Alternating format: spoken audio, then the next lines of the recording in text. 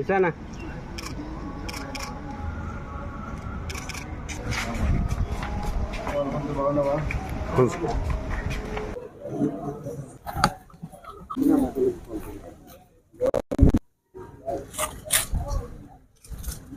రోజు ఉరవకొండలో తెలుగుదేశం పార్టీ దౌర్జన్యాలకు వ్యతిరేకంగా వైఎస్ఆర్సీపీ కార్యకర్తలపైన అదేవిధంగా ప్రభుత్వ కార్యాలయాలపైన చేసిన దాడులకు నిరసనగా అదేవిధంగా రాష్ట్ర వ్యాప్తంగా కూడా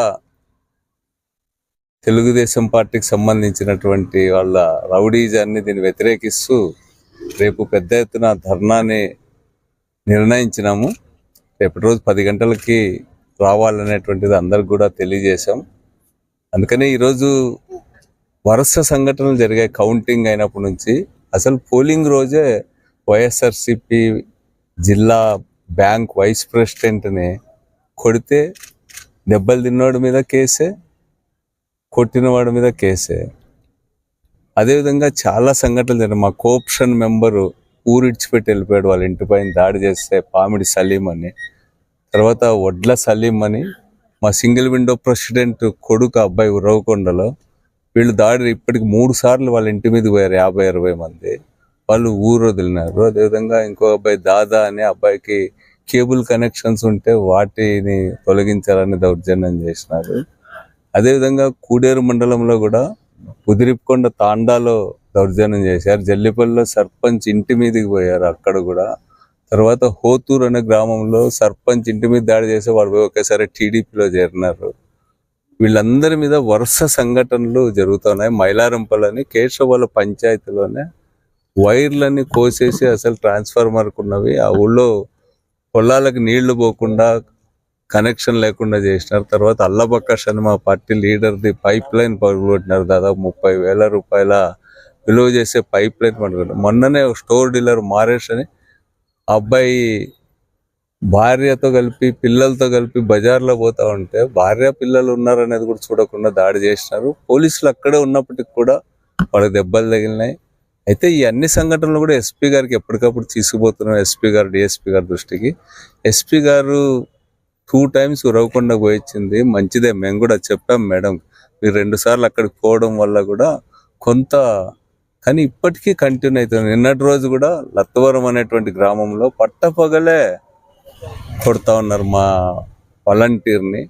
ఆ విధంగా ఈ దాడులు కంటిన్యూ అవుతున్నాయి కాబట్టి దీనికి నిరసనగా పెద్ద ఎత్తున ప్రజాభిప్రాయాన్ని కూడగట్టాలనేటువంటి దాంతో రేపటి రోజు ధర్నా నిర్ణయించడం. దాదాపు 5 మండలాలు ఉరవకొండ మేజర్ పంచాయతీ నుంచి కూడా పెద్ద సంఖ్యలో హాజరు కావడానికి అందరూ కూడా సిద్ధమైన ఈ తరుణంలో ఇప్పుడు దాదాపు మేము లీడర్స్, మా జిల్లా అధ్యక్షుడు, మా నియోజకవర్గ లీడర్స్, రాష్ట్ర డైరెక్టర్లు, మా ఉరవకొండ సర్పంచ్ అందరి సమక్షంలో దాదాపు 1/2 అవర్ ఎస్పీ గారు మాతో మాట్లాడినారు. ప్రతి సంఘటన కూడా వివరించినాము. చాలా శాంతియుతంగా ఉండే ఉరవకొండ టౌన్లో భయభ్రాంతులు చేస్తున్నారు వీళ్ళు. మా గ్రామాలన్నీ కూడా ఇంత ముందంతా కూడా చాలా పెద్ద ఘర్షణలు, చాలా తీవ్ర స్థాయిలో పోయినటువంటి విలేజెస్ ఇవన్నీ కూడా అవన్నీ స్టార్ట్ అయ్యేటువంటి అవకాశం ఉంటుంది. అందుకనే ప్రశాంతంగా ఉండాలనేటువంటినే మేము రేపటి రోజు ధర్నా చేస్తూ ఉన్నాము.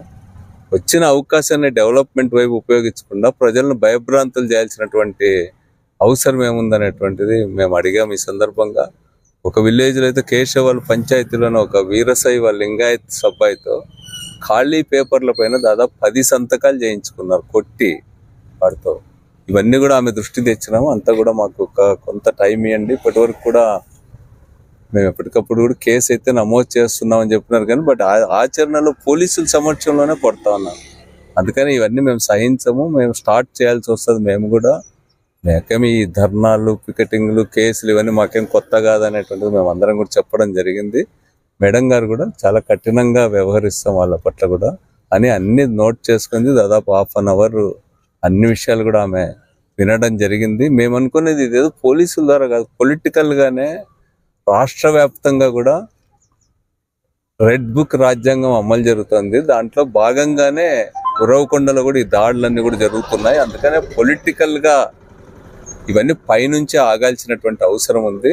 అందుకనే ఎస్పీ గారికి ఆ వివరాలన్నీ కూడా చెప్పాము. అయితే కొంత టైం మేము కూడా ఒక 1 వీక్ ఆగుతాం మేడం, మీరు ఈలోగా అన్ని కంట్రోల్ చేయండి, కంటిన్యూ అయితే మాత్రం మేము అజిటేషన్ చేస్తాం అనేటువంటిది గట్టిగా చెప్పడం జరిగింది.